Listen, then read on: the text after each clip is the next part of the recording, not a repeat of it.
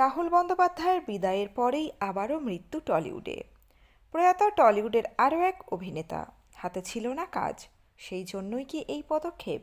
বিস্তারিত থাকছে এই প্রতিবেদনে। বন্ধুরা, চ্যানেলে নতুন হলে চ্যানেলটি সাবস্ক্রাইব করে রাখতে পারেন ও ভিডিওটি শেয়ার করতে পারেন।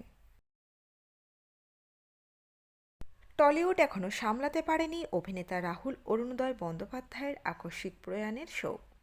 তার মধ্যেই এলো আরও এক দুঃসংবাদ, প্রয়াত অভিনেতা প্রণব চট্টোপাধ্যায়।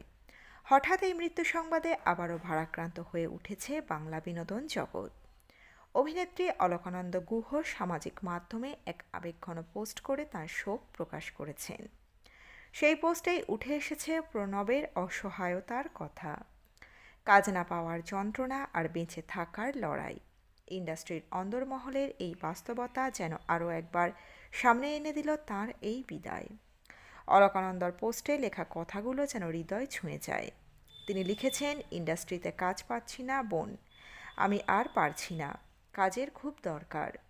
এই কথাগুলোই ছিল প্রণবের শেষ দিকের আক্ষেপ।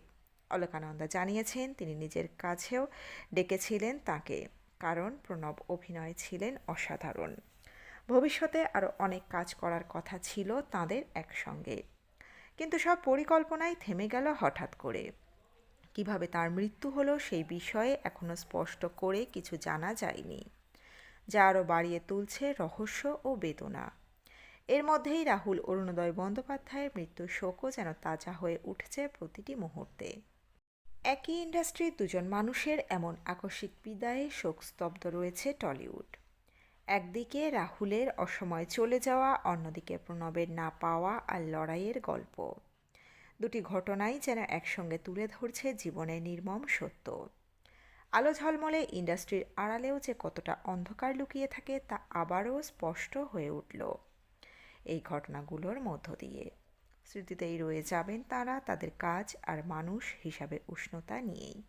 বন্ধুরা, এই আপডেটে ছিল এতটুকুই। দ্রুত ফিরে আসছি এরকম নতুন আপডেট নিয়ে।